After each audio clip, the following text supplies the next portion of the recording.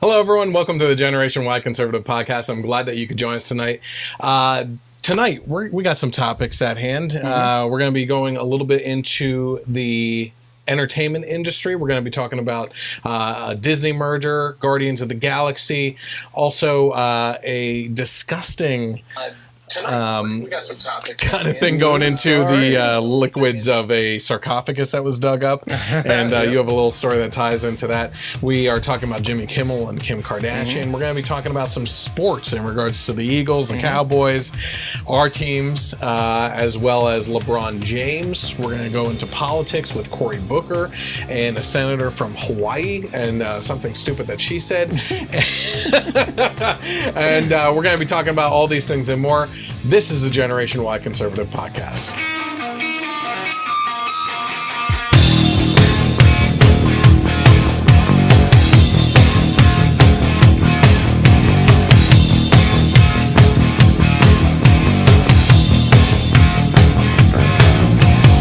I'm glad that you could join us tonight. If you're watching right now, you might be tuned in on Facebook Live. By the way, if you're tuned in on Facebook Live, get interactive and start commenting during the show and saying whatever you want. Chime in. We'll actually read those comments on air and everything as well. And any remarks that you have to put out there, or even if there's some stories that you want us to cover that maybe we can quickly look into while we're on. But certainly go over to the page for the Generation Y Conservative, hit like and get notifications on there so you know when we actually go live, which is typically on Thursday nights. Also, head over to the YouTube channel, which you can see at the bottom of the screen right now. Just search for the Generation Y Conservative, hit subscribe, and get the bell, hit the bell notifications for that as well, so you know that when we publish videos, you'll get a notification for those. You can interact with us on Twitter at Gen Y Conservative without the E on the end. Also, if you're interested in just listening to the audio portion of the podcast, you can always go to Spreaker, iTunes, iHeart, and Google Play. I always forget Spreaker, but that's actually the one that we upload to, and they disperse it between all those other platforms. So you can always go to any of those platforms and listen to the audio version as well. Also, if you're interested in listening to the podcast when it's aired on Sundays, you can always tune in between 3 and 6 p.m. on KLRN Internet Radio, which is the radio station that has actually put us onto all those other audio platforms. So, before we get into things, you have been off for a couple weeks. I'm back. So, screwing things up already? Yeah, exactly. Yeah, throwing things into chaos. Son doing okay? Yep. It was a tough surgery, but nothing major. Tonsils, getting tonsils out. Yeah. But it was a rough week, I'd say. But he's doing better. That's good. Yeah. And then last week you just decided to ditch me for a movie. Yeah, pretty much. So his fault again. Yeah. Oh, you're blaming the kid. Yes, okay, gotcha. I am. Right, I had promised him that we'd go see Teen Titans Go on Friday. And it's really your fault because our normal Thursday night I was available, but had to be someone's anniversary. Yeah. And then I asked Leslie how the anniversary was. She was like, "Nah, I didn't really do anything." Yeah. I said I should have had the podcast. Okay, so obviously, speaking of movies, we are really into all the movies that are going on all the time. And one of the big news items this week was actually that the Fox-Disney merger is actually going to go through now. Yep. So the X-Men and Fantastic Four and everything else are now eligible to go into the whole Marvel Cinematic Universe with the Avengers and everybody else. Yeah. So I don't know if you've been reading up on news at all with anything, but has there been any discussion on possible? No, because Infinity War's already done. Yeah, it's already in the can. But that's right around the corner. Then they're going to be. I heard they moved the date up to April of next year instead of for May. Infinity War. Yeah, part 2. Okay. Yeah. And obviously, Infinity War came out on Monday. Yeah. The digital version. Yep. Yeah. So access to that digital version pretty quick. Yeah, pretty quick. But the one of the big stories related to this is that there's rumors that the New Mutants movie and the Dark Phoenix movie might just not get made. I thought Phoenix was already done. Oh. Which I'm hoping that they don't. Because Fox has already screwed the Phoenix up once. Dark Phoenix is like one of the biggest, most badass, like, major villains and storylines. Yeah. And I just want Feige and the Marvel Universe to do it. I just want them to do it. And when Do you want to keep the actors? No. I just Really? want to start fresh. Yep. Even Wolverine and everything? Well, Wolverine, I mean, Hugh Jackman... You backtrack a little bit. No, Yeah. I don't. I'm not backtracking. Okay. Hugh Jackman said he's done, you know? Yeah. And he also said unless it's brought into the Marvel Universe. But I feel like, depending on the story they want to tell, I feel like he is too old. You know? That's true. Unless they do like some kind of like thing, it's Wolverine from the future again or something like that, you know? Yeah. But Logan was such a perfect swan song. I'm totally fine if they just do the Marvel version of everything and just start from scratch. There was the rumor of how mutants could possibly have been introduced in Ant-Man 2. You know, just a little word thrown in. I don't know, but I just want to see the Marvel version of Fantastic Four, the X-Men, Phoenix, Galactus. I want to see big giant Galactus, man that eats planets, not a cloud. You know? Yeah. So it's pretty exciting. Fantastic Four there. So the Disney bid was a whopping $71.3 billion, according to CosmicBookNews.com, which followed Comcast's rival bid of $65 billion. But Comcast recently dropped out when the federal government appealed the recent purchase of Time Warner by AT&T. It's reported that Fox shareholders approved the proposal within 8 minutes. So, likewise, at the Disney meeting, shareholders approved the acquisition in only 11 minutes. I think it's because everybody knows that the crux of this between Fox and Disney is those franchises. Yep. You know, I think everybody's like, stuff. listen, people are asking for this. They want these characters. There's other things in there too that are pretty big and important, but the Marvel stuff's the major. Avatar, and they don't. I think Disney wants to do or already has done Avatar theme parks. Yeah, you know, so stuff like that. But it's all about the Marvel. And now the only things left is Sony technically still has Spider-Man, but they have that kind of working relationship, which worked fine. Yeah. And because what I've heard is that Sony will never give that up because they actually own not just the movie rights, but they actually own part of the character Spider-Man.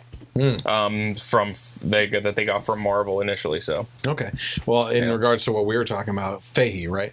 Kevin Feige. Yep. Okay, Marvel Studio president Kevin Feige has recently said he is just waiting on the approval to move forward with the X-Men and Fantastic Four characters for the MCU. I just sit waiting for a call, yay or nay, from the people far above me. For Marvel fans, this means characters such as Wolverine, Deadpool, the Fantastic Four, Silver Surfer, Galactus, Annihilus, and the X-Men are now back with Disney Marvel and can be featured in the MCU movies and or TV shows. That's another avenue too. Silver Surfer. Oh, he's like one of my favorite characters. Do you think they did him right in that? I did like him in that movie. Yeah. I liked him a lot. But man, just the Silver Surfer movie, you know, oh my God, it'd be amazing. Marvel sold the rights to the Fox characters in the 90s when the company was facing bankruptcy, which is when the Spider-Man rights were also sold to Sony. Currently, only the rights to the Hulk, possibly Namor, yep. And a select few other characters are still at Universal Studios, who owns the distribution rights to the characters, which is why Disney hasn't put out any more standalone Hulk films. To be honest with you, they weren't good films. I didn't like them. Edward Norton just did the roast of Bruce Willis, and he made some jokes about Marvel. Oh, really? Because he had a big beef with them because he wanted to be more involved in the writing process. Yeah. And he said a joke of like, you know, I had a Marvel movie, but we kind of butted heads because I wanted a better script. And like that's what he said. And he said, sue me for wanting to make a Marvel movie that was just as good as the worst Christopher Nolan movie. So he's still a little bitter, I feel like. Yeah, I guess so. Because that movie is in the MCU. Like his Hulk is the original Hulk in this world, you know? Yeah. So, were there 3 Hulks? Well, Eric Bana's Hulk, the one with the first one, that wasn't in the Marvel Cinematic Universe. That was before. Okay. Was he before Ed Norton? Yes. Yeah. Okay. The one where he's like with Nick Nolte's his dad, and he gets like real giant in the desert or whatever. So stupid. Fights dogs. Remember? But Iron Man came out, and then the Incredible Hulk was the second movie, and Iron Man Tony Stark was in the post-credit scene. Yes. And then that With the general. Yeah, that General Ross is the same one that's now like the Secretary of Defense or whatever he's a prick in these movies, which is still. So I would love if Liv Tyler was still Betsy Ross, you know, like would you? Yeah, I liked her in that role. I mean, I don't feel she has a place anymore with the. Well, now he Black loves Widow. Black Widow, which is Anyway, this is a political podcast. We do have some news in regards to Marvel and political things going on as well. If you're not familiar with this, last week I actually talked about it briefly, at least, that James Gunn was actually fired from Disney. He's the director of the Guardians of the Galaxy franchise. Was he involved in any of the other Marvel projects? He was like an executive producer in Infinity War, and I heard that he wrote and like assistant directed and was very involved in all of the Guardians of the Galaxy scenes in Infinity War. I bet you could see it. Yeah. You know, but he was actually fired because of previous tweets that he had involving jokes about pedophilia and a couple other things that were brought up that surfaced because of I guess you could say, right-wing activist, right, who dug them up in response to Gunn going after Duplass. Yeah. Duplass. Well, Ben Shapiro. He stuck his nose in there. Yeah, Duplass had said something nice about Ben Shapiro. Hey, people on the left, if you're interested in hearing another point of view, you should really try listening to Ben Shapiro. I think he makes some good points and everything. And James Gunn and went the after rest of him. Hollywood because James Gunn actually dug up tweets from Ben Shapiro's past to use against him with Duplass, right? And then no one ever you never hear about that. No, you don't. You don't hear about it at all. So then the backlash came when his tweets were dug up, and he gets fired, and everybody's in an uproar. Well, all these right-wing activists and everything are causing this whole calling for his firing and everything. I don't personally know if people are calling for his firing, but I also know that there is that out there. I think personally, I said this too last week, which is that the guy's a fantastic director or producer, right? I mean, the Guardians of the Galaxy are my favorite in the universe of Marvel. And he made some mistakes in the past with tweets. He addressed those tweets previously, like in 2012, and apologized for them and didn't remove them, which I kind of think is ballsy to admit that you did something wrong, leave it there as evidence that you did it wrong, and apologize for it and move forward. You know, he didn't just delete them like they weren't there, like they never existed. Are you familiar with any of his work, like early work? I know it was pretty raunchy, apparently. Yeah, this is not surprising. You know, like he was in that kind of like shock comedy, kind of like kind of like Uwe Boll or whatever his name is. Uwe Boll or whatever. That guy, he just made awful video game movies. Yeah, that was horrible. Who was the guy that did Cabin Fever and stuff? I forget. The horror director. He was in Inglourious Bastards. Oh, Eli Roth. He's awesome. Yeah. He does a good job with things. And he's got a sick, twisted sense of thing about him, too. But, yeah, I mean, this was his style. I think he's moved on from it. Disney knew about his past with these types of things. That's the big thing with Disney. You know? Like, they acted like it's just they discovered it now. No. Come on. Absolutely give me a break. So, this whole uproar, everything's been... in this uproar of outrage that this guy was fired from his job and everything. So the Guardians of the Galaxy cast, according to Comic Book News and multiple other sources, this is just one of them I pulled from, released a statement to reinstate James Gunn. So here's what the letter says. And this is actually why we're going over, because I think that there's a certain level of hypocrisy wrapped in all this as well. It says, to our fans and friends, we fully support James Gunn. We were all shocked by his abrupt firing last week and have intentionally waited these 10 days to respond in order to think, pray, listen, and discuss. In that time, we've been encouraged by the outpouring of support from fans and members of the media who wish to see James reinstated as director of Volume 3, as well as discouraged by those who so easily were duped into believing the many outlandish conspiracy theories surrounding him. Number one, I don't think people were duped. They were his tweets. He also acknowledged them and apologized for them in the past. And this is all being blamed on basically the people on the right that shared these tweets, right? Yeah. Right off the bat. Mike Cernovich was the one who shared it. Being in the Guardians of the Galaxy movies has been a great honor in each of our lives. We cannot let this moment pass without expressing our love, support, and gratitude for James. We are not here to defend his jokes of many years ago, but rather to share our experience, having spent many years together and on set making Guardians of the Galaxy 1 and 2. Okay, great point here, right? Like, don't judge this man by a couple tweets that he did. We know him. We've hung out with him. Mm-hmm. How many times can that argument be applied to this whole Me Too movement? Yep. Right? There's all these wild accusations that are out there, some of them with proof, some of them not, that people are like banished from Hollywood now because they were accused of something. Hardwick made a comeback. Yep. I was surprised by it. Yeah. And I think he deserved it because an investigation happened. Yep. You know? And that's what we've always said, like, this whole, like, your truth and everyone should be believed. Yeah. That's crazy because we are in a society where you're innocent until proven guilty. Everyone should be taken seriously and everything should be investigated. And then once it's proven beyond a shadow of a doubt, then you're believed. Yeah. Yeah. You know, if anything, we should force ourselves to not believe as much as we can until proof so obvious is presented before us where we can't deny it anymore in any way. Yep. So yeah, that's great that Chris Hardwick, they did an investigation. It was proved that there was nothing to these accusations, and he was given his job back. Yeah, and to this point here with everything, they spend time with him. They know he's a good guy. That can be said about so many people that are falsely accused of different things. People that we've been talking about for the past 2 years now on the podcast, which are, they say their opinion on something and there's a internet lynch mob that goes after them to get them fired from their job and everything because of an opinion. Mm-hmm. You don't know that person.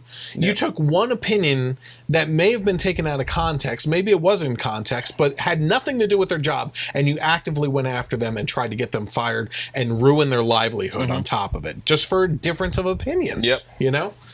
Going on here, the character he has shown in the wake of his firing is consistent with the man he was every day on set, and his apology now and from years ago, when first addressing these remarks, we believe is from the heart, a heart we all know, trust, and love, in casting each of us to help him tell the story of misfits who find redemption.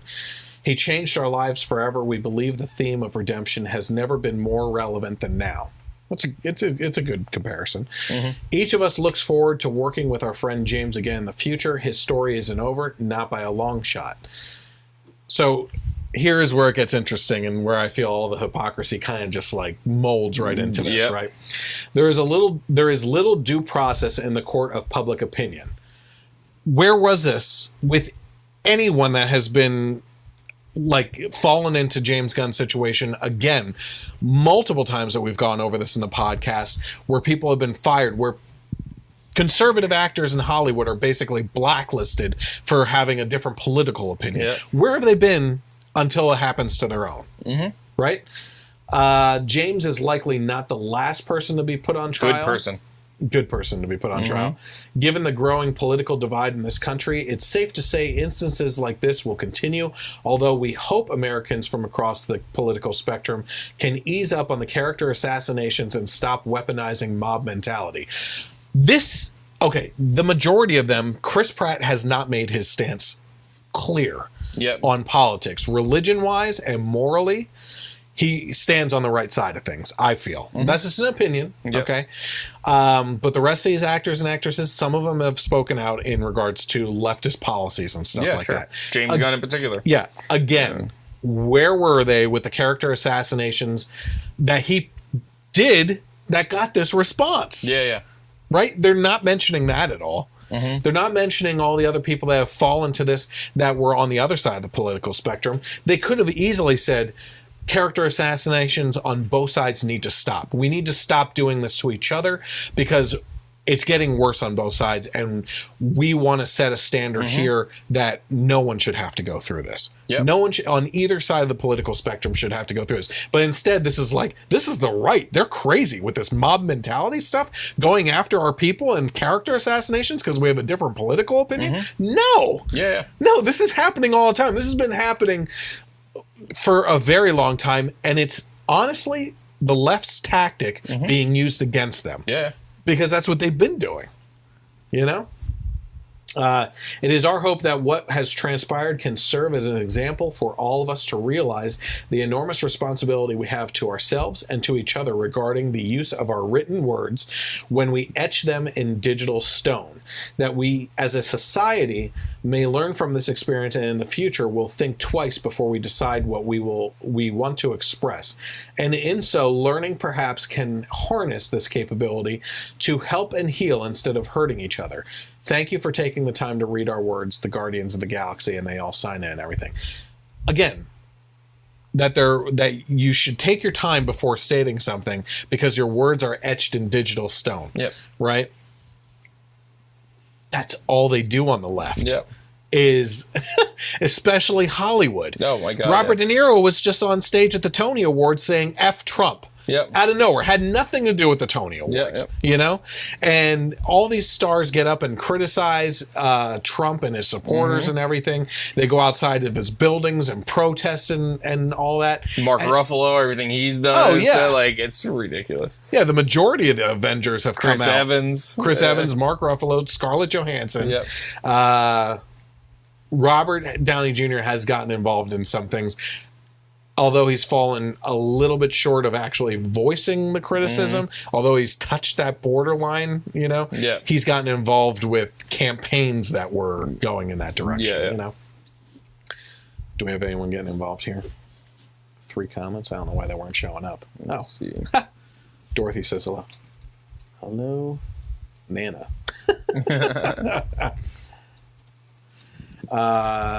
And Gary, hello. Gosha, that's nice. Natalie, okay, we got a bunch of people that joined in. Okay, great. So that is the Guardians of the Galaxy. Did you have any more in regards to that at all? I mean, no. It's just I'm always left surprised, that they just can't see what they're trying to say is applicable to their side. It's like a one-way mirror or something. And it's so much more from the left than it is. I feel like when the right does it, it's a response of okay, you want to play like this? That was my initial thought when this whole James Gunn thing happened, was do I think he should have been fired? No. Do I think he's and I right for his job, right for this job? Was it a long time ago and he apologized and everything? Yes.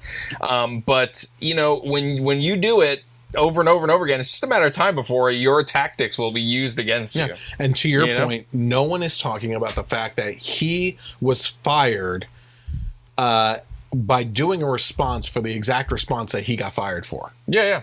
You know? They I just saw today, a tweet from a couple of months ago. So not 8 years ago, like the pedophile tweets were, but just a couple of months ago, saying that he's looking forward to The Handmaid's Tale, but wishes that Hulu would stop advertising on Laura Ingram's show because bullying teenagers shouldn't be supported by Hulu. Okay, so you don't like it when the lynch mob comes after you, but you're leading the lynch mob for a G-rated stupid comment, but against Laura Ingraham. Yeah, first of all, she didn't bash him for not getting accepted into colleges. Yeah. If you actually go back and look at that comment from her, what she said was the standards of those colleges are so high, even with a high GPA that he has, it's almost impossible for people to get into these. There's a select few that are chosen. Yep. So that you didn't get in is not surprising. Not surprising because you're a horrible student, but not surprising because the acceptance rates are so low. You know? And they, again, completely taken out of context in regards to what exactly they were talking about. Yeah. So, I mean, it's what comes around goes around. Or what goes around comes around. Whatever, however it works. Wherever it goes, it comes. It goes and comes all from the same. Okay, this is according to CNET. People want to drink the red liquid from the dark sarcophagus. Yeah. Sounds like a Indiana Jones movie or something. Kalima!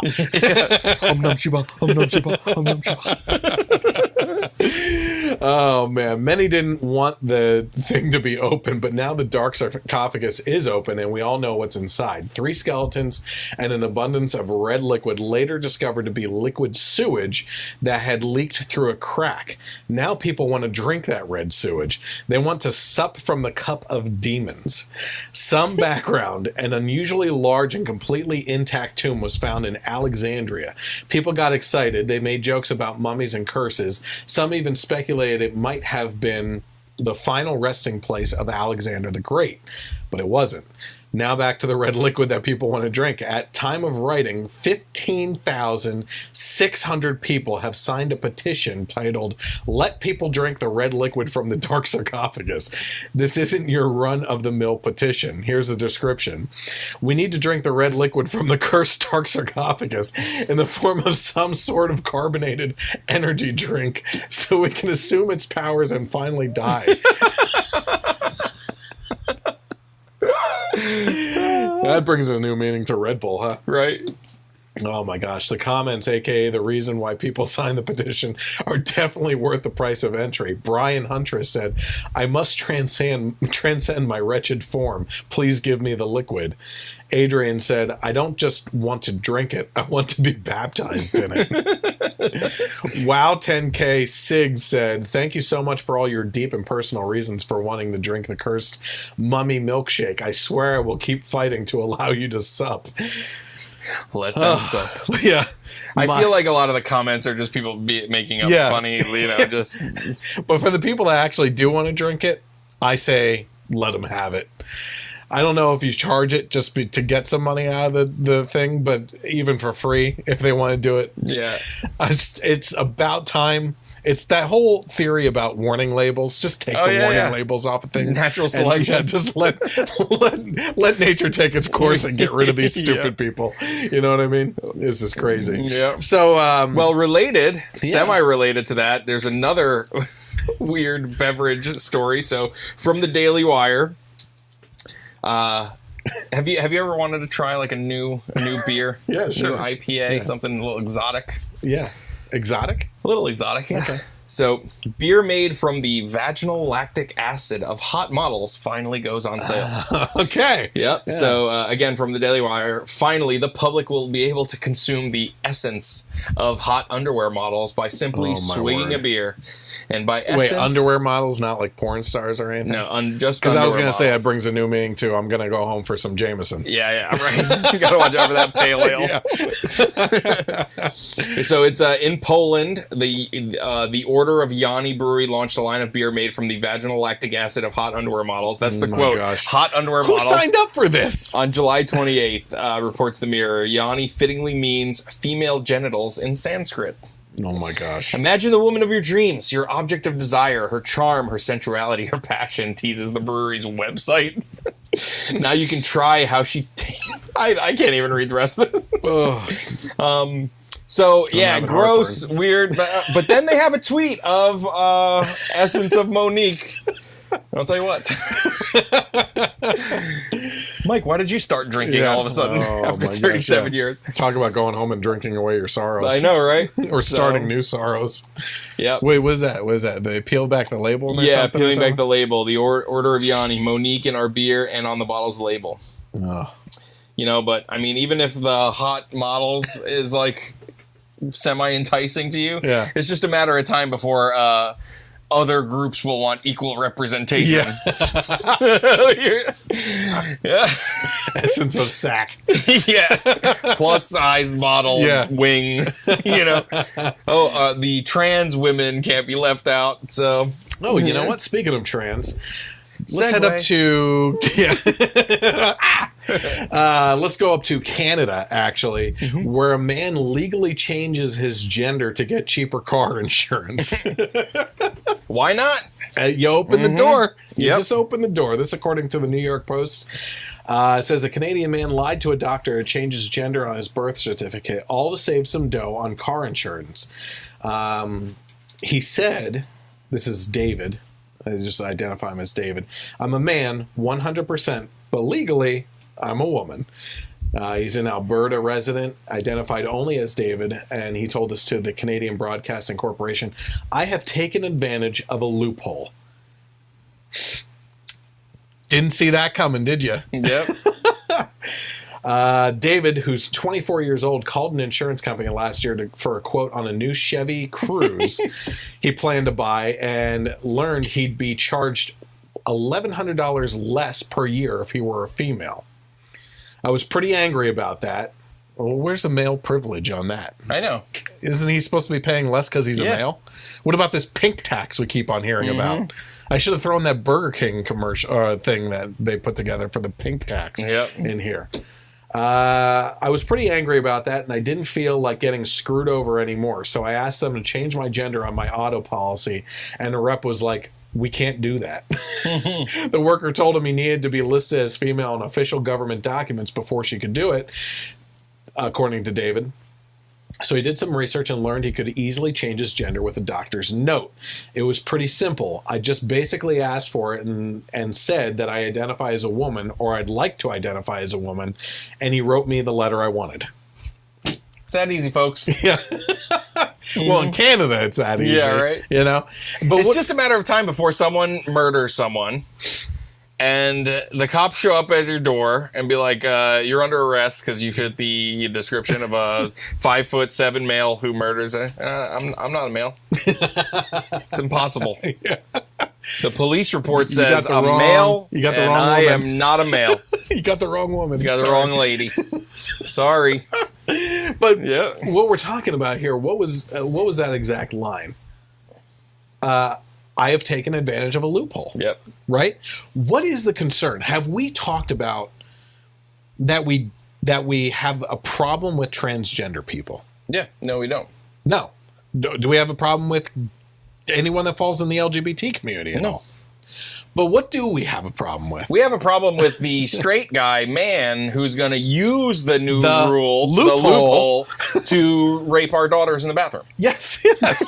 Yeah. That's what I have a problem with. Yeah, I mean, I bet you can just do a simple Google search, and I know for a fact, because we've talked about these stories, that there are people that have complained in stores like Target, where they fully embrace this whole thing, of women going into bathrooms, finding men in there that have full beards like you and I. Well, not full. I guess we fall short of the manliest beards, of course. Right. But have beards and everything, and they're not even trying to be female. And they're just hanging out in the women's bathroom because they're fluid. Today they're male, tomorrow they're female. Yeah, you don't have to. You can't shave all. It's like, the listen, time. If you're going to be female, commit to it. It's a lot of work, right? Segue. Yeah. Segue, because this is where this goes right into that. Okay. So again, from the Daily Wire.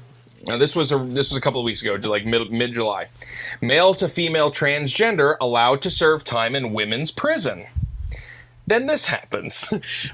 Are you saying that we have evidence to back up what I just said is something that could actually happen? Yeah, I think we Crazy. do. A biological male criminal who identifies as female and has yet to have reassignment surgery was allowed to stay in a women's prison to serve his sentence. Well, her sentence. You got to tell her truth. Yeah. Now, the trans inmate has been accused of sexually assaulting or harassing 4 female prisoners. Maybe she's a lesbian. Maybe. I guess. You know? Different tools. Super realistic tools. You know? So by the way, I'm not laughing at the fact that women were sexually abused. This is a loophole that's being... It's a loophole. Listen, I'm about to go to jail. I could either be the object of someone else's affection, or I can just say I'm a woman. And apparently they will be the object of my affection. And it's normal. According to that comedian on America's Got Talent. Apparently you actually need to know someone for a conjugal visit. Right, yeah. So now, okay, so one would argue that even straight men in jail, when you're there long enough, soap drops in the shower, right? So maybe that's what happened. Maybe this transitioned, not even physically transitioned, new female has just been there so long, and no. The first assault allegedly occurred soon after he arrived at the high-security prison. The first victim claimed to have become friends with them before the attack. Another prisoner alleged that White made inappropriate comments about oral sex to another inmate. And the third victim claimed that White attacked her, and the fourth victim accused the transgender prisoner of kissing her on the neck. So, loopholes, you don't want to wake up loopholes everywhere, right? You get a loophole. You get a loophole. Yeah. It's like, so who could have seen that coming? Apparently, he only began living as a woman 2 years ago and has since been moved to a men's prison. That's horrible. That's discrimination. That's sexual discrimination. Now he's going to be in for a tough time. I heard you're a woman. Yeah. That's great. Let's check that plumbing. Yep. But this is kind of exactly what we're talking about here, which is the fact that it's not in the case of Target or anything else, it's not the transgender people that are the actual issue. I don't have any problem with them. It's the fact that you have sickos out there. Again, not the transgender people, because that's this whole argument that gets conflated, that take advantage of these loopholes that were created to serve the few, the minority of the society, to benefit them, that is left in most cases as unspoken policies or spoken policies with no actual concrete terminology to back up that, hey, listen, if we walk into a bathroom and you look like a guy and you're in the women's bathroom, you're out. Yep. You know, if you're trying, you have a wig on and, you know, you're transitioning and showing that or something, maybe. Yeah.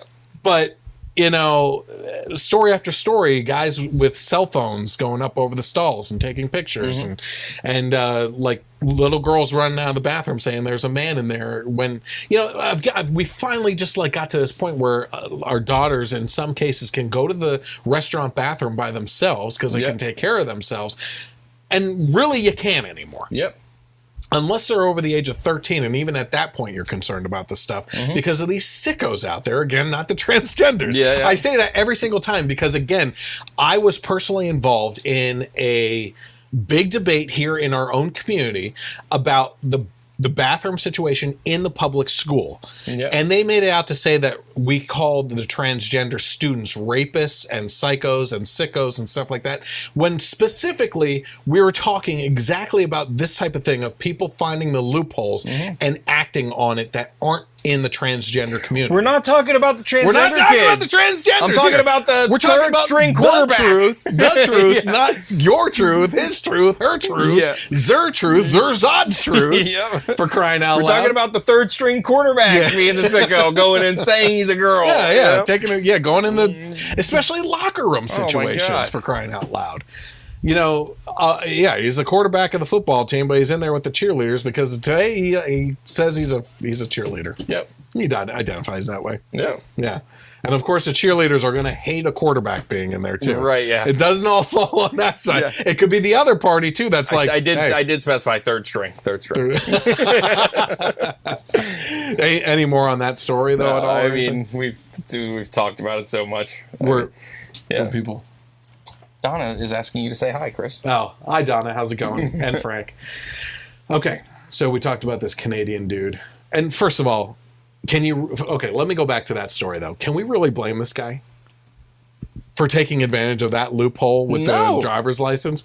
He gets to fully live out his life 100% male, but he's getting an $1,100 discount. Right? Yeah, and he gets to avoid a sexist policy on car insurance. Yeah, exactly. It's crazy because men are getting screwed, whereas usually it's the females that are getting screwed supposedly. On the tax. I'm going to save this one. I'm going to push this one off a little bit here and go to Malcolm Jenkins. Let's go into some sports here, okay? So Malcolm Jenkins with the Eagles takes a shot at Jerry Jones over his anthem stance. Full disclosure, I'm an Eagles fan. He's a Cowboys fan. We still get along. See, even Cowboys fans, Eagles fans can get along. Left and right can get along. Cats and dogs. Yeah. Just need to know what you do with your hands. Yeah, exactly. So the Cowboys executives, Jerry Jones and Stephen Jones, is that a brother? Son. Oh, okay.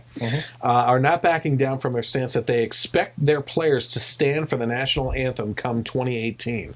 Since the NFL implemented a policy currently suspended this offseason that disciplines athletes for kneeling during the anthem, the Cowboys are making it clear they want complete workplace obedience. Workplace obedience. Keep that in mind for a second. As expected, that will not sit well with the players who have used their platform to bring attention to the long-ignored social injustices going on throughout the United States. This is according to 12 Up, which I'm not familiar with, but it looks like a sports website or something. Philadelphia Eagles safety Malcolm Jenkins, who has been at the forefront of anthem displays, took the time to express his opinion on Jones's recent comments. I choked and it sounded like racist comments, but which kind of fit the story, but that is not what he said. And it says, per Zach Rosenblatt of NJ.com, Jenkins had the following to say when comparing Eagles owner Jeffrey Lurie to Jones. Jeffrey's been very supportive of us from the beginning. I don't see Jeffrey as a bully like Jerry Jones is. Lucky for me, I don't play for the Cowboys, nor would I want to. It's unfortunate that you have owners like him that use his position to intimidate and intentionally thwart even the idea of his players thinking individually or having a voice about issues that affect their communities daily. It's unfortunate. Jenkins goes on to express other important stances, insights, and opinions in his interview with Rosenblatt, but what's clear is that 2 years after Colin Kaepernick infamously took a stance by kneeling, the league is still a serious divide. So that was Malcolm Jenkins. And my whole thing about that, I want to go right back to that terminology, workplace, what was it? Workplace obedience. Yeah. So again, it's a sport, but the sports are business. I mean, in order to do sports and bring them to television and have everything else going on around them, it's a business that surrounds that, you know? And Jerry Jones and Jeffrey Lurie both are business owners. Now, as a business owner, you can do what you want. If Jeffrey Lurie wants to support kneeling or allowing you to kneel, that's his business, okay? So I'm not saying one way or the other. Personally, I think you should stand for the anthem. Yep. Okay? If Jeffrey Lurie wants to say that you can do whatever you want and you want a team that looks divided, I'm not personally going to view that as okay, but that's his choice. Yeah. He's the owner, okay? If he says you all have to kneel, he's the owner. Yeah, if you don't kneel, you're fired. Yeah, that's his right. Yeah. You know, Jeffrey Jones, on the other hand, Jerry Jones. Yeah, I confused the two names. Jones is saying that you have to stand or you're fired, right? What people, again, this is a conflating of the two issues, or the opposite, separating the issues. People want to say this is sports, and other people want to say this is a political thing or a business thing, right? And they don't want to put those two things together, because when they put those two things together, people get confused, right? Yep. But it is both. It's a sport, but it's also a business.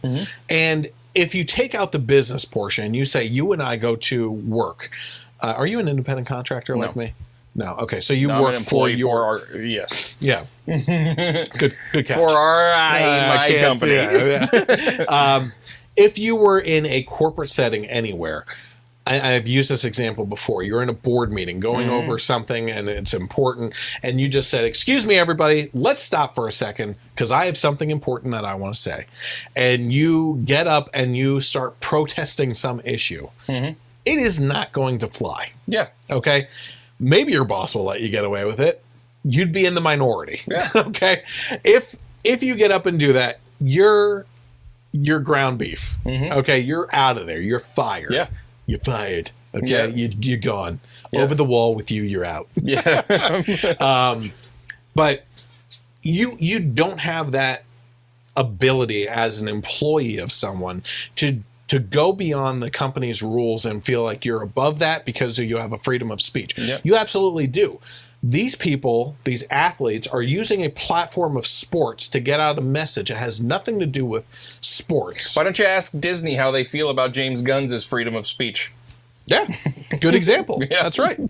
Now, again, I disagree with that firing because it didn't have anything to do with the company. Yeah. And this is worse. Yeah, because they want to do it on the company's clock. Time. Yeah, exactly. So I disagree with Malcolm Jenkins. Malcolm Jenkins is a famous athlete that can go out on the street at any point in time, call for a press conference that has nothing to do with sports, and talk about the issues. And he'll get covered. You know, his freedom of speech. Sports Center will cover him in a second. His freedom of speech extends a lot farther than the average citizen. You know, they can do. There's a lot they can do.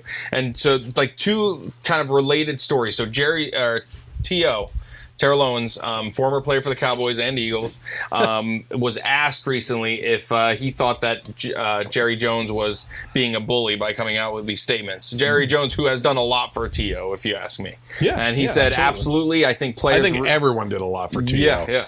Absolutely, I think the players really need to have the kind of respect for themselves. Where's our freedom of speech? Where do we have those liberties that give us the individuality and the right to stand up for what we believe in? That is being a bully, Owens said on Fox Sports Radio. You're basically stripping someone of their right to do what they want in a peaceful protest or however they want to do it.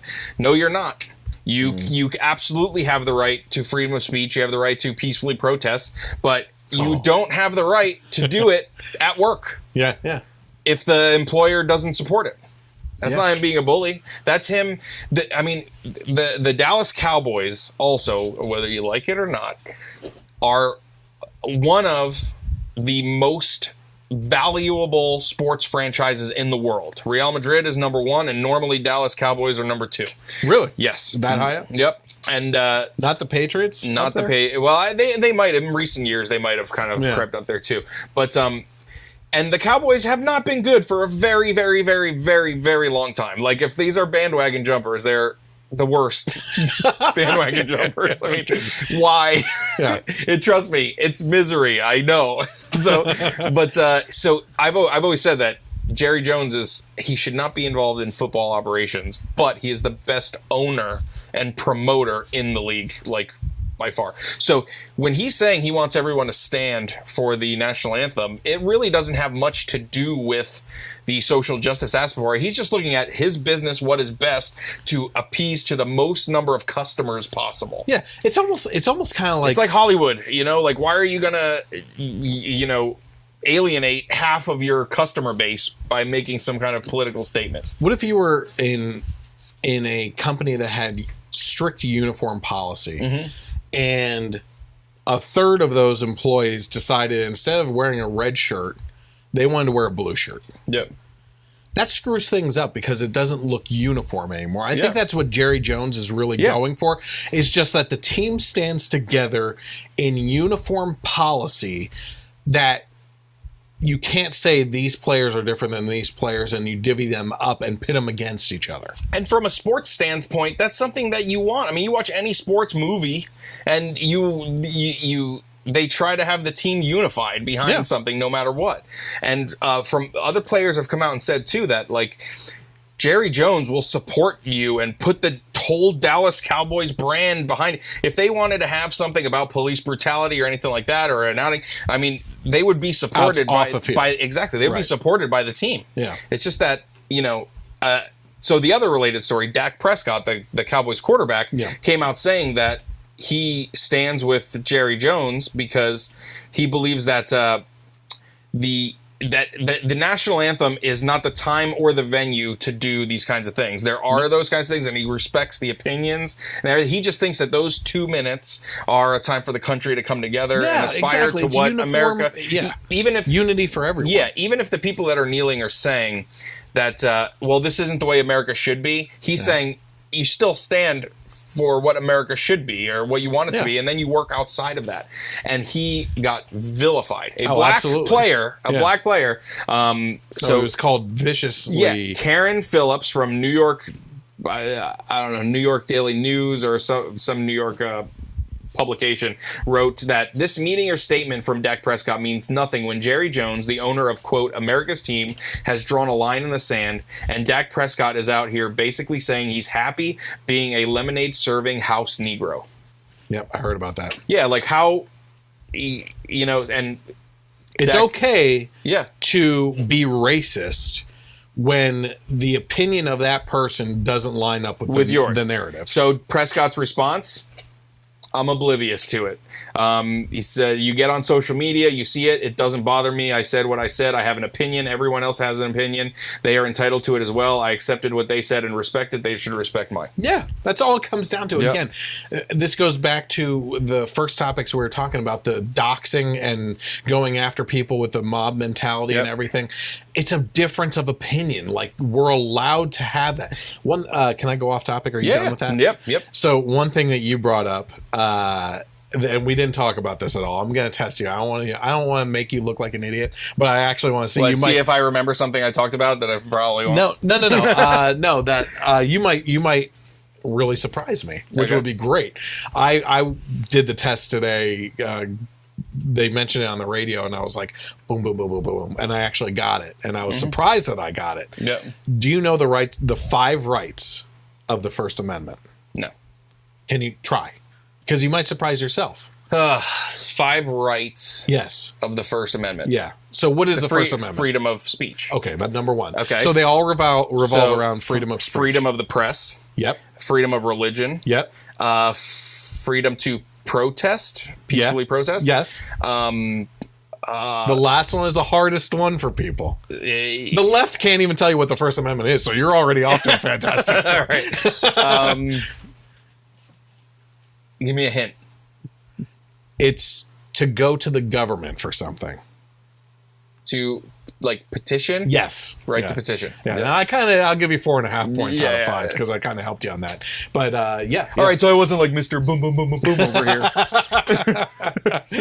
But yeah, I think that you would have a hard time finding people on the left, students nowadays that graduate from high school or college, that even can name, let's say, 3 amendments in the Constitution. I don't think they could. And even if they did, they couldn't tell you which one they were. Well, this goes back to what we talked about as far as voting.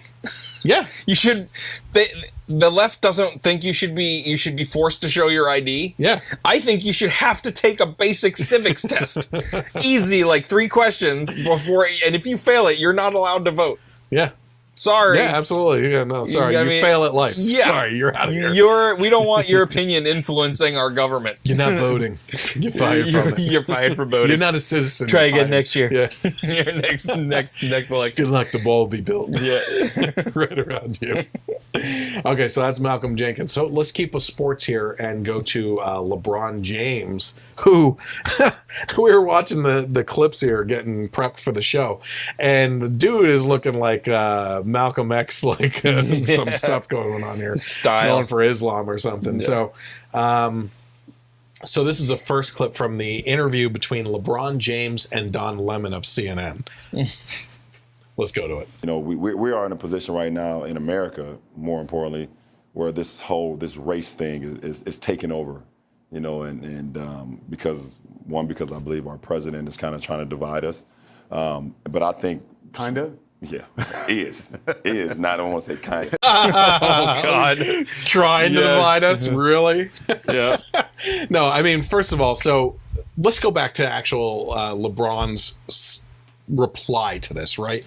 That he believes that the reason why there's such a racist division in our country is because of the president, right? Yep. No.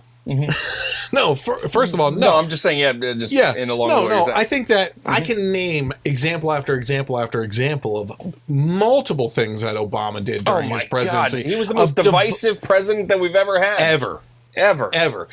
Let's go down the line, right? Between men and women. How many times was the glass ceiling brought up? We're still talking about women being underpaid 75 cents on the dollar, which is completely false. Yep. It's a false narrative. It's been proven false multiple times now. Between men and women, okay? Between cops and blacks, right?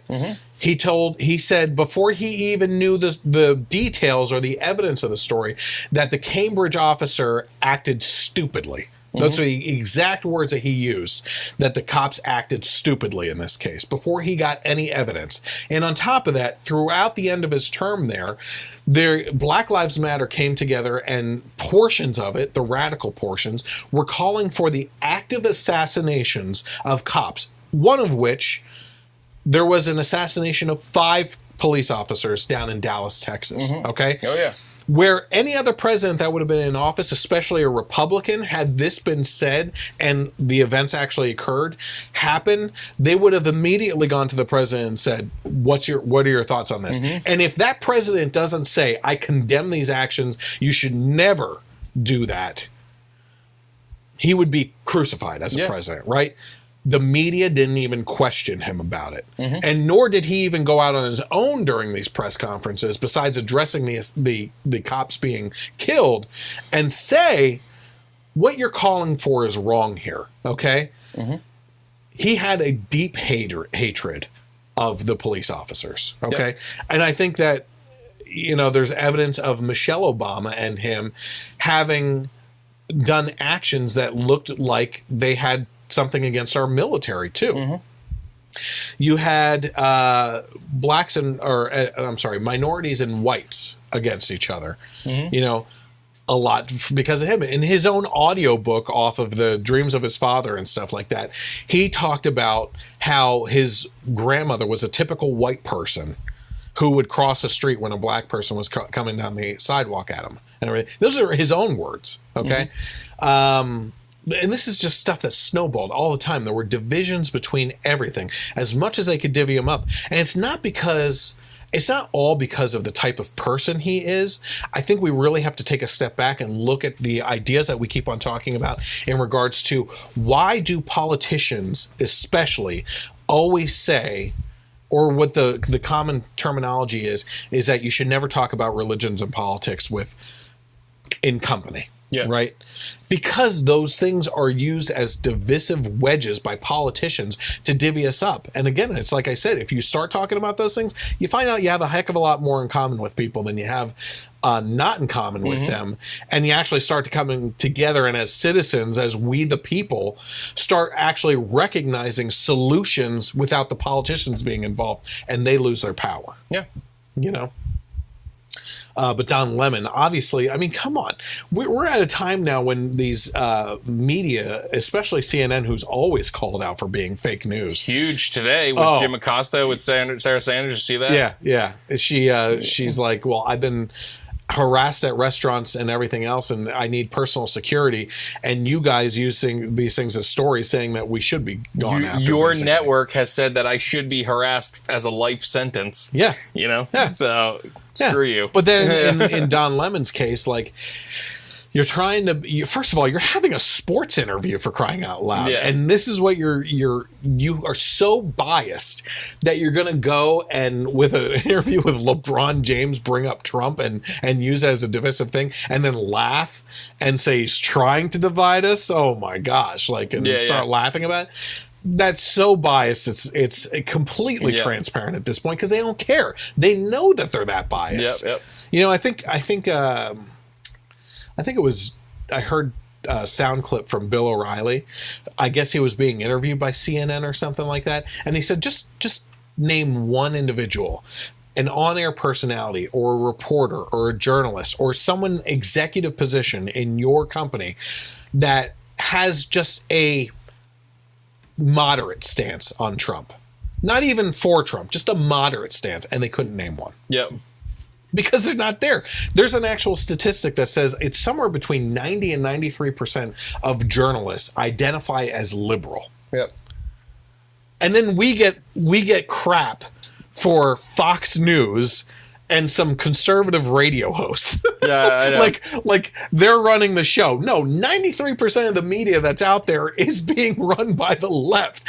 Like, you're complaining that there's a little bit of pushback of a little differing opinion on how to reach a different solution to the current problems that we all recognize we have. It's pretty remarkable when you think about it too, that Fox News shows are always like number one in the ratings as well.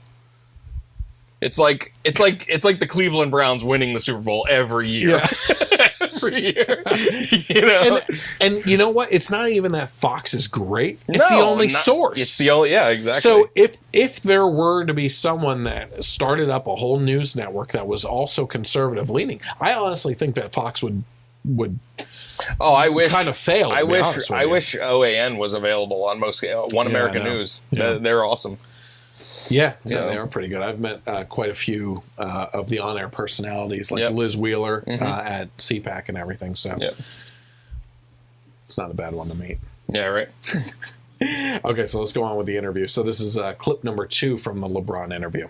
You were talking about athletics, right? Mm-hmm. And how you think that this president is dividing. Yeah. And I think about the kids now. Like there are kids who are selling water. I interviewed a little kid who wanted some action figures, and he was out doing stuff with his mom, and he got like the cops called on him. Like, how do you tell these kids, even with that, you know, when you're just living while black, how do you get them to keep going? So in this case, Don, seemingly, if you actually watch this whole clip, something was popped up there. If you watch this whole clip, Don is actually talking more than LeBron James is, for crying out loud. And the material that he's going over in this case is, why is it that these black kids all around America right now are having the cops called on them for just trying to make a little cash doing like summer activity things, like a lemonade stand, or one kid was trying to sell something to get action figures or something like that. And Don Lemmon has taken this opportunity to turn it into a racist issue. How many stories did we do since last summer about lemonade stands and everything being shut down because they didn't have permits, and all those people were white? Yeah. You know, this is you know what this is? It's something that Don can't see past his nose on, and probably LeBron as well, that this is a government problem with that there shouldn't be any doubt in your mind as a citizen that you can't call cops on someone for, especially children, for selling lemonade at a lemonade stand or whatever these black kids were doing and everything. The reason why people called the cops on them may have been prejudice, like mentalities and stuff like that, but because they know they can use the law and policies against them, saying that they don't have permits and stuff like that. Well, whose fault is it that you need permits? It's the government's fault, whether it's a local, state, or federal. There's three levels of government there for you, just for the liberals that are watching that also don't know the amendments. So I'm just pointing that out. Yep. Well, we have said that the show is a good source of education. Yeah, I try. You know. Okay, so this is clip number 3 then for LeBron. A reset. Even when you have LeBron status and LeBron money, that it doesn't. You think it's harder to be when you see these incidents of just about people living, just being black, and what happened to you, your house, all of that. Do you think it's harder now, or do you think it's always been there? We're just seeing it because of cell phones and. No, I think it's always been there. But I think the president in charge now has given people, they don't care now. They throw it in your face now. Yeah. Would you ever run for office? Run for office? Would you ever run? Would you ever be a politician or run for office? I don't think so. I don't think so. I sit here and say I don't think so. I don't know. I'm being serious. If someone tried to recruit a LeBron to run for president, they said, listen, they've got no one. If you don't run, Trump's going to win. Would you run? Well, in that case, I may. A couple things that he's talking about here is, number one, he's saying that racism has been around all the time. Yeah. But it's just more in your face now because of Trump. Is it really? I don't know. I'm not seeing it. To be honest with you, I see one thing I've noticed is a lot more black supporters of Trump. Yeah. You know, coming out in support of him. Yeah. Which you would think, if there's a lot more racism, you wouldn't think that would be existing. You would think it would be the opposite direction. Sure. I also don't see any cases, and the cases that I do see turn out to be faux cases. Like the kid that had the N-word spray painted all over his car, the cadet that had the N-word sprayed on his locker. They did it themselves. Yeah. You had the Muslim teen who was on the subway car who had 3 men in Trump hats approach her and give her crap. It turned out that was false. So yeah, it may be a lot more in your face that there's stories out there. They turn out to be not true. Fake news. Big fake news, like the biggest, fakest news of all. Yep. But I'm not exactly seeing that. Maybe I'm wrong. Yeah. Maybe there's other stories out there that I'm not seeing, but this is ridiculous. Yeah, it's like there's really only been racism since Trump has been elected. Like, in your face. Yeah, in your face. Like I mean, I didn't even know who Jesse Jackson and Al Sharpton were before Trump, because they never had anything to complain about before Trump. No, right? Yeah, everything was cool. Yeah, exactly. You know, these guys make money on bringing up racial issues, and even when they're proven wrong, doubling down on it. Like the woman who was a stripper for the college guys, it turned out that she lied about being raped and everything. Those guys, you Google search their name, they are now tied by news stories to raping this woman and have a hard time getting jobs when the whole thing was actually proven through an investigation to be false, and she admitted it too. But Al Sharpton still sticks up for her and says that she was actually raped. Or just responding. Okay. Yep. Okay, so that was LeBron James. So we'll go to Jimmy Kimmel, who had Kim Kardashian on the program. I cut out some pieces of this, but Jimmy Kimmel launches into a tirade against Trump. He keeps on baiting her into this conversation on Trump. Just watch how he steers the conversation. Yeah, but I only did the last clip about her responding about Kanye and everything, her husband. If you don't know, somehow you're living under a rock. I only put in that clip, but prior to that, he bashed Trump a couple times, and the audience is laughing, of course, because you're in an echo chamber. But she's just sitting there and kind of like smiling, like not going to join in this, right? So let's go to this clip with Jimmy Kimmel and him talking to Kim Kardashian about Trump. And I know that you're not necessarily a Trump supporter. I know your husband, Kanye, seems to like him a lot. Does he still like him? Yeah, I think he really, yeah. Do you guys argue about that? Is that something, do you talk politics and like have debates about? You know what? No, because I always respect what other person thinks, and you know, to make it clear, when Kanye, we would talk about it and we would talk about policies, and he doesn't necessarily agree with the policies. He likes his kind of just his personality, his way, and how he made it to be president when everyone really underestimated him. So he identifies with it in a way, even though he doesn't necessarily agree with what Donald Trump is doing. He's not political, so he doesn't really dig deep into what's going on. So, and I always knew that, and I always know what he meant, but I have nothing bad to say about the president. You know, he's done something amazing. Right, because you still have people on the list. So you know? I'm very focused, and you know, but I don't agree with everything either. You know, and I had no idea what to expect, and going in there, I just was like, look, I'm going to be focused, and it really turned my idea around in this category. For sure, yeah. She's basically saying, I have nothing bad to say about the guy. Isn't that what she said? Yeah. I have nothing bad to say about the president. And he's like, well, of course, you still have a list of other people you want to get out of jail. And that was like a canned response. Yeah, that was in reference to the main portion of this argument that, not argument, but conversation that they were getting into, is that she went to the White House to basically petition him to get this woman released from prison who was serving a life term for first offense, non-violent drug crime. Yeah, she was already there 21 years. I mean, so that's what she shouldn't have been there. Yeah, not at all. It was ridiculous. Yep. So he's basically saying, of course you like Trump because you probably have other people on the list that you want to get out of jail. And it's like, no. Yep. You know, first of all, the jokes are getting stale. And they can't give credit. No. They can't. I mean, think about this. Did he say anything about... good job. This Trump racist misogynist got an African-American woman out of jail, just out of the goodness of his heart.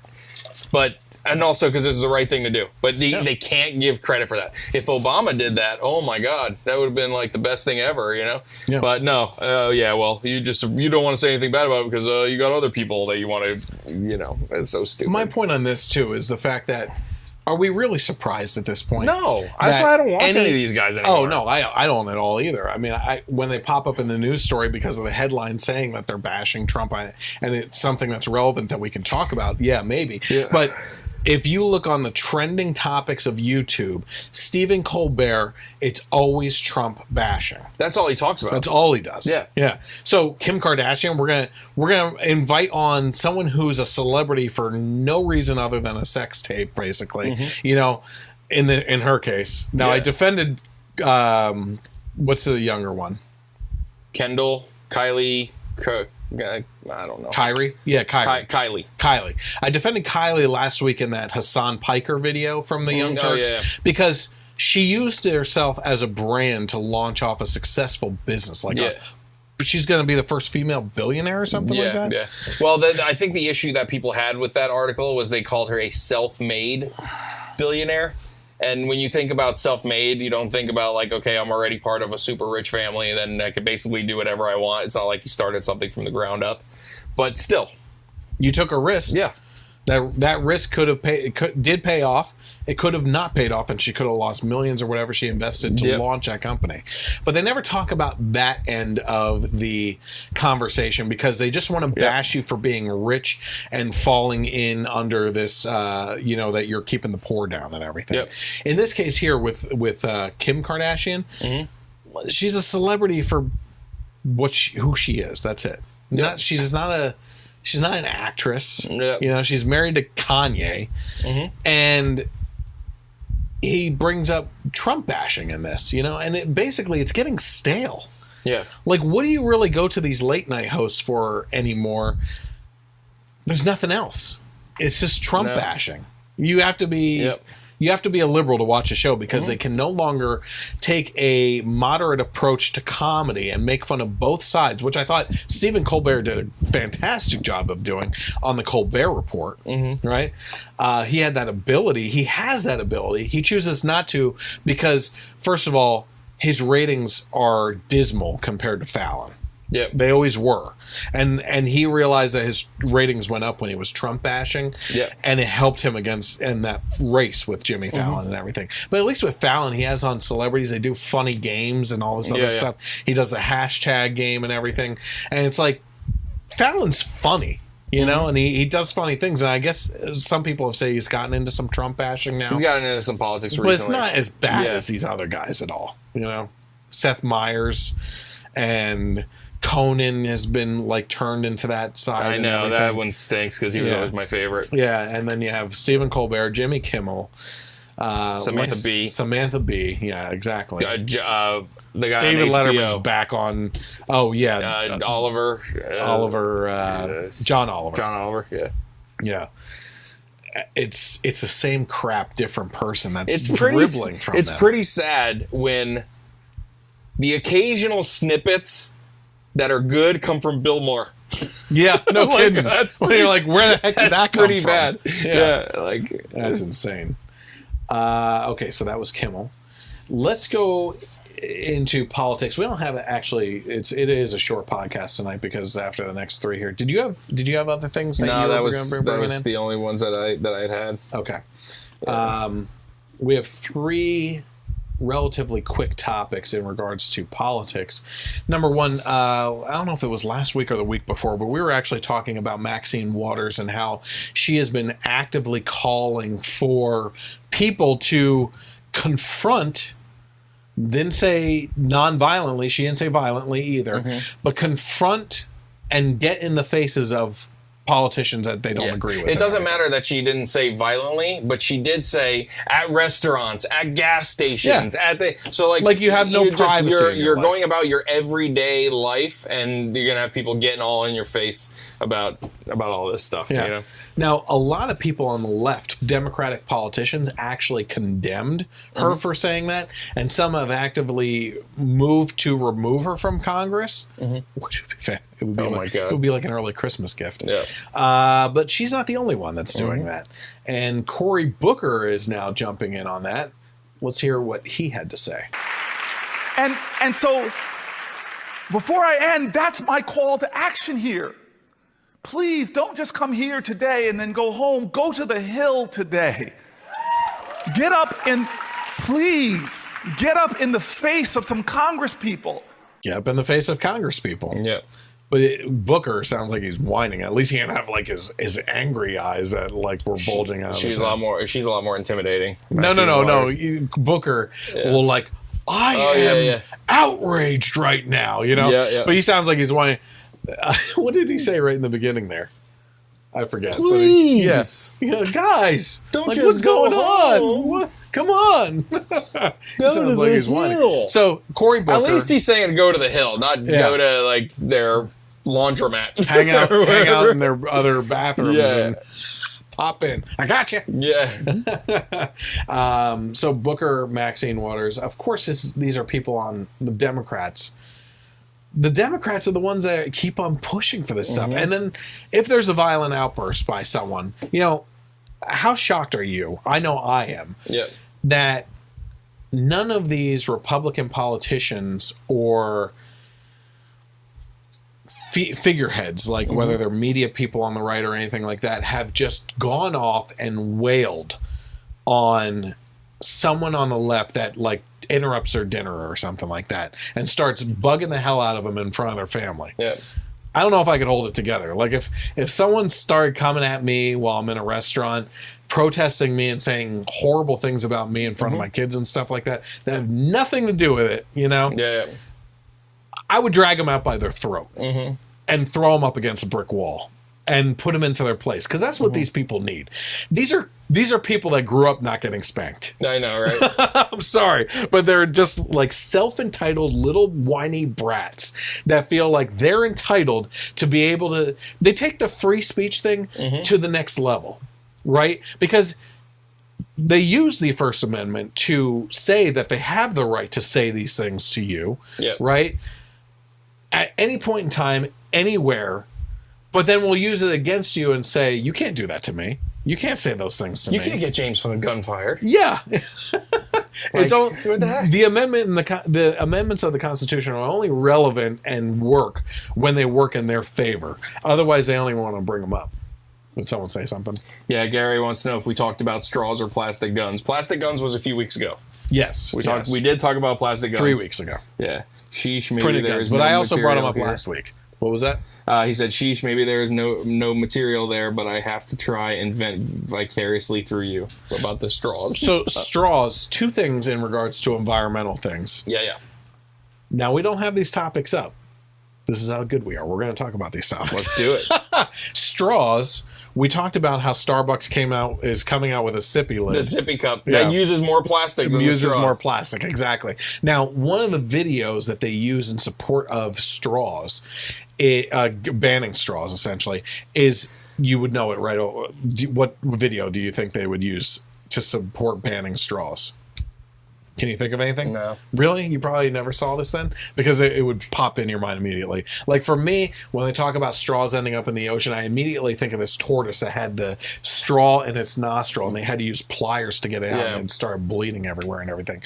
Yeah, I definitely never saw that. That's the video that they use for these things. Also, in regards to environmentalist stuff, within the past couple years, National Geographic, I think it was, came out with a video showing this like polar bear that was skinny and mangy, walking around in a non-frozen environment, and he was dying, right? And they were saying this is evidence of climate change. Can you look up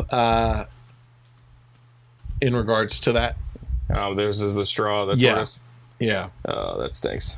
Yeah, look up polar bear or National Geographic polar bear video claim. Polar bear video. So that's it, walking around and everything. Yeah. But is there a recent article within the past couple of days saying that it was a bad narrative to use? This polar bear is starving, but it's not what climate change looks like. National Geographic, 23 hours ago. Yep, exactly. So what did this guy have to say about the thing? And take it bit by bit here. So the video, which the magazine posted, National Geographic, from December 11, 2017, showed an emaciated viral video polar bear ever. chewing on a garbage in a cove of Nunavut, Somerset's Island. It was taken by Paul Nicklin, blah, blah, blah, blah. All right, so here's the original thing. Muscle atrophy, no energy, slow. People think that we can put platforms in the ocean or we can feed the... This large male bear was not old, and he certainly died within hours of this moment, but there are solutions. We must reduce our carbon footprint, eat the right food, stop cutting down our forests, and begin putting the earth, our home, first. Please join us. Saying that this is what starvation looks like. An editor's note attached to an article in the magazine's August 2018 issue said National Geographic went too far in drawing a definitive connection between climate change and a particular starving polar bear in the opening caption of our December 2017 video about the animal. Perhaps we made a mistake in not telling the full story, that we were looking for a picture that foretold the future and that we didn't know what had happened to this particular polar bear.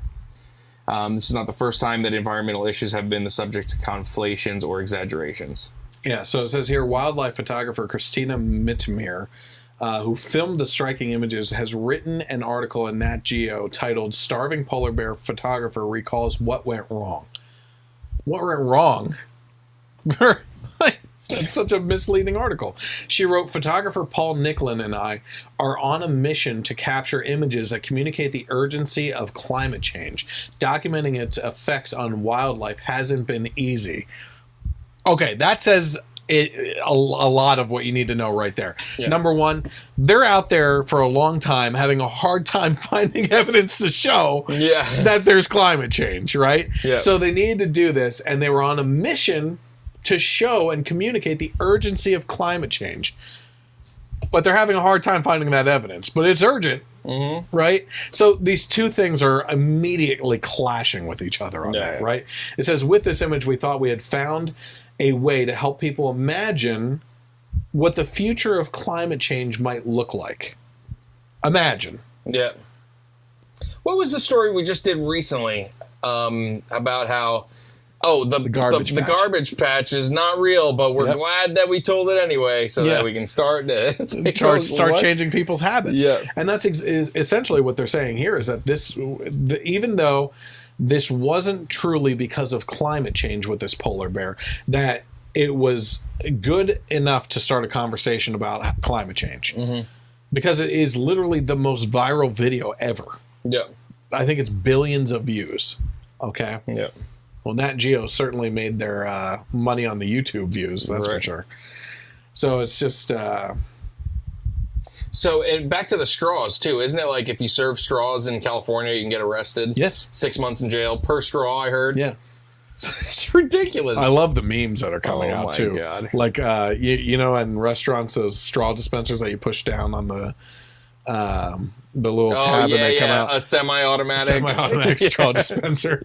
That's unbelievable. So, speaking of stupid politicians and stuff and liars, take a look at this senator from Hawaii. That's a rough video to watch. Yeah, I never saw it.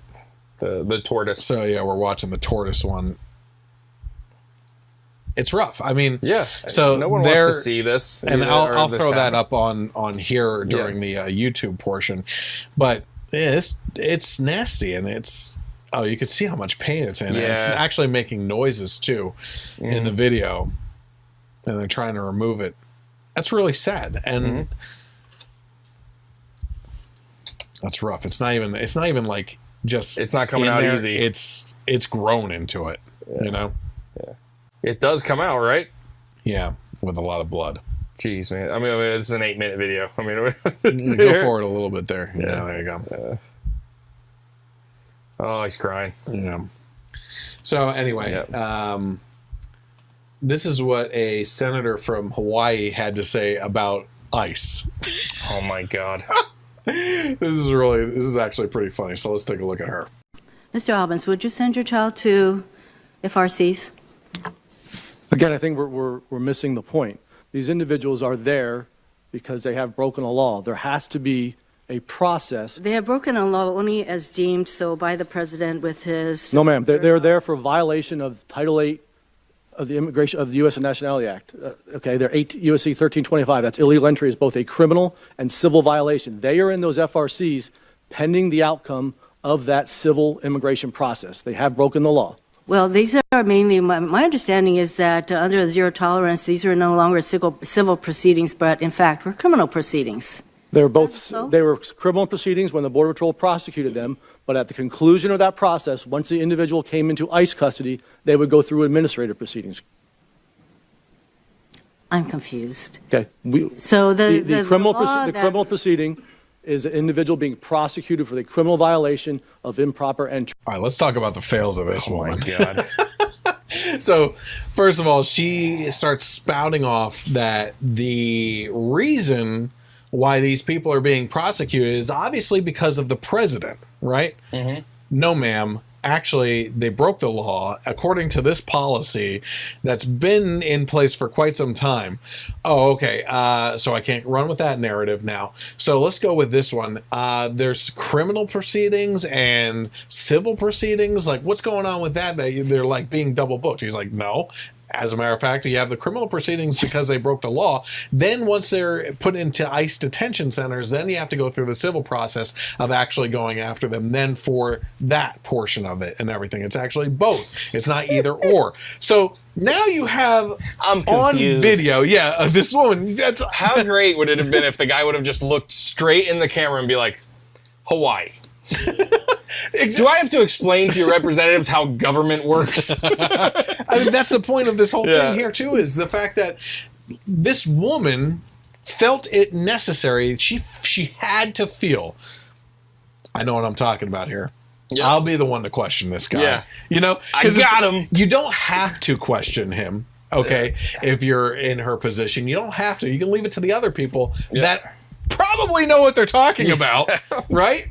And she feels, I know, I got this, guys. I'm from Hawaii. Yep. Okay. If anyone knows America and its policies, it's our state, which is way out in the middle of the freaking ocean. If anyone knows anything about illegal immigration problems, and that's my next point, is the fact that who the heck is jumping the border or swimming in rafts to freaking Hawaii? They don't have a big illegal immigration problem. You know, they have they're so completely disconnected. I mean, at least Alaska, even being disconnected, could still have immigration policies, problems from Russia, the landmass is going across there, or Canada. Right? Hawaii is the same distance out in the ocean from California as it is from Pennsylvania here to California. Yeah, right. Like you could fit a United States in between the damn two states, right? And she's talking about this stuff which she knows nothing about. And of course shows it by saying, I'm confused. Listen, ma'am. I don't know what listen, I'm ma'am. talking about. Every law that has been broken by an illegal immigrant wasn't created in an executive order by Donald Trump. It existed before he came along. You failed on trying to pin it to Trump. You failed on even knowing what the immigration policies are. You failed as a senator for your state and misrepresenting things. And you failed when you thought you knew what you were going to be talking about and that you were knowledgeable on the subject and you didn't know anything about it at all, right? Oh my God. Unbelievable. Okay, so here is the last one here. Let me try to get this rebooted up. It says, this is according to The Blaze, Oregon congressional candidate takes nasty jab at First Lady Melania Trump. Says Oregon congressional candidate Mark Roberts posted a nasty jab at First Lady Melania Trump on Twitter on Monday. Roberts tweeted that the First Lady, quote, works by the hour, adding two hashtags, hashtag think dirty and hashtag hoebag. Okay. It says Roberts, who's running as an independent conservative in the 2nd Congressional District, wrote his insults in response to a post by Turning Point USA founder Charlie Kirk. Kirk had tweeted a comparison between the number of staff members employed by Trump versus the number of those who worked for former First Lady Michelle Obama. He noted that Trump is making do with a much smaller staff of 5 compared to Obama's 44 staff members. Here's what Kirk tweeted and the response from Roberts. So Charlie Kirk said in his tweet, "Did you know there are 39 fewer staffers dedicated to the First Lady of the United States than under Obama? There are only 5 staffers dedicated to Melania versus 44 staffers who served Michelle Obama." Holy crap. So I was thinking like 44 staffers to serve the family and stuff like that. There were 44 just for Michelle. It's reparations. Oh my gosh. She's got all her slaves. That's bad. So Mark Roberts is guy this candidate. She's not paying them. We are. I'm trying to get away from this. Put me in a bad position. Mark Roberts tweeted, "Did you know the First Lady works by the hour? Hashtag think dirty. Hashtag hoebag." Apparently Roberts, who has reported no campaign earnings to date, thought his tweet would be a good way to bring in donations for his race against incumbent GOP rep Greg Walden and Democratic candidate Jamie McLeod Skinner. Oh my gosh. He even tweeted, "Let the donations begin in 3, 2, 1." This guy is so full of himself. So, yeah, he's just an idiot. So, and he's considers himself a conservative. I don't know his personal policies or anything on what he supports, but you got to call out idiots no matter what side they're on. Absolutely. And you never see it from the left calling out their own side or anything. Any other big stories that we were going in on? No, I didn't see anything else pop up. All right. Well, it was a short podcast this week. I appreciate everyone tuning in and getting involved with the comments and everything. We had a good amount of people that actually tuned in throughout the whole thing. Gary did chime in when we were talking about the straws in Colorado. In a lot of places, you have to ask for straws, and even some of our favorites are offering cardboard-style compostable straws. They're crap. I agree with cutting back, but the whole outrage seems like virtue signal. Oh, yeah, absolutely. For sure. Yeah, I like getting multiple straws and putting them into each other and creating a big one. Yeah. I mean, dine-in restaurants could at least get like metal straws that then just go back with the silverware and wash. Yeah. And get a metallic taste with it. Yeah. Well, no, we have 3 or 4 at home because I guess Tracy it's got them and silver. they don't taste like anything. So Yeah. Good old crazy straws. Can't go wrong. Yeah, exactly. So, Yes, they are plastic and they have more of it, but you don't throw them out. You want to keep them. Yeah, exactly. It's not litter. Attach them to the cups themselves. That's actually something, right? Do you ever see those kids' cups that the straw comes out the side of the bottom and up the side of the cup, and you sip it that way? Yeah. And it goes through. It's kind of like almost like a cup pipe. Yeah, cup pipe. I don't know. What about those old school water bottles that had those like accordion straws that would? Yeah, seriously. Yeah. Bring those back. The bendy ones. Yeah, seriously. That little like flip cap. You know. What happened to being a man and not using a straw I know, right? in the first place? There was a comedian once that was like, "You can't look tough I think it's Dane Cook. with a straw." Yeah. Oh yeah. Listen. Yeah. All right, well, I appreciate everyone tuning in this week. If you like the podcast, if you were listening, head over to the Generation Y Conservative page on Facebook and hit like and get notifications. Also, head to the YouTube channel, hit subscribe on it, and the bell for getting notifications when we publish videos. Also, you can interact with us on Twitter at Gen Y Conservative without the E on the end. Listen to the podcast on audio form on KLRN Internet Radio on Sundays from 3 to 6 p.m. They have also put us onto iHeartRadio, iTunes, Spreaker, and the Google Play Store. So there's multiple ways to listen. If you're subscribed to any podcast on any of those platforms, you can also click on over and subscribe to the Generation Y Conservative on that as well. In the meantime, we'll talk to you next week. Have a great night, and God bless America.